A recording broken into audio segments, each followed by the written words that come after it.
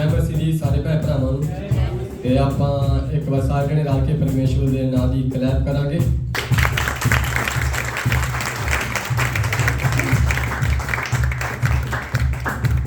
ते आपां सारे भैन भरा रल के परमेश्वर दे नाम दी हमदो सना करांगे। हालेलुया। ते तां जो अपने होठां दी भेंट आ आपां परमेश्वर दे अगे रख सकीए। हालेलुया। तां जो आपां खुदावंद नूं खुश कर सकीए। हालेलुया। आपां सॉन्ग गावांगे तेरा पल्ला छुपे।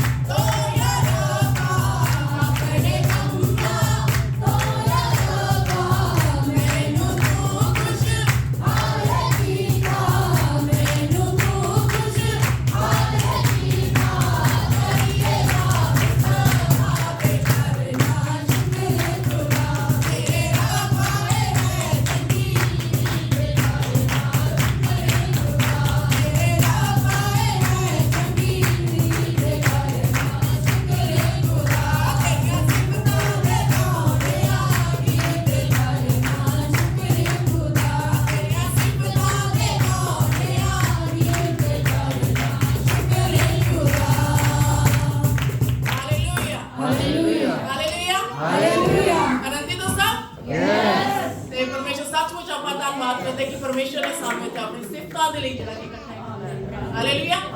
ਤੇ ਸੱਚਮੁੱਚ ਪਰਮੇਸ਼ਰ ਨੇ ਆਪਾਂ ਨੂੰ ਬਣਾਇਆ ਕਿਸ ਲਈ ਹੈਗਾ ਕਿ ਅਸੀਂ ਉਹਦੀ ਮਹਿਮਾ ਕਰ ਸਕੀਏ। ਹਾਲੇਲੂਇਆ। ਇਸੇ ਤਰ੍ਹਾਂ ਆਪਾਂ ਪਰਮੇਸ਼ਰ ਦੀ ਮਹਿਮਾ 'ਚ ਬਣੇ ਰਵਾਂਗੇ ਤੇ ਆਪਾਂ ਗਾਵਾਂਗੇ ਯਹੋਵਾ ਮੈਂ ਪੁਕਾਰਦਾ। ਆਪਾਂ ਸਭ ਜਣ ਮਿਲ ਕੇ ਅੱਜ ਪਰਮੇਸ਼ਰ ਨੂੰ ਦੁਹਾਈ ਦੇਵਾਂਗੇ ਕਿ ਅਸੀਂ ਪਰਮੇਸ਼ਰ ਨੂੰ ਪੁਕਾਰਦੇ ਹਾਂ ਤੇ ਤੇਰਾ ਤਖਤ ਸਾਡੇ ਵਿੱਚ ਲੱਗ ਜਾਏ। ਹਾਲੇਲੂਇਆ। ਯਹੋਵਾ ਮੈਂ ਪੁਕਾਰਦਾ ਹਾਂ, ਮੇਰੇ ਵੱਲ ਤੂੰ ਛੇਤੀਆ।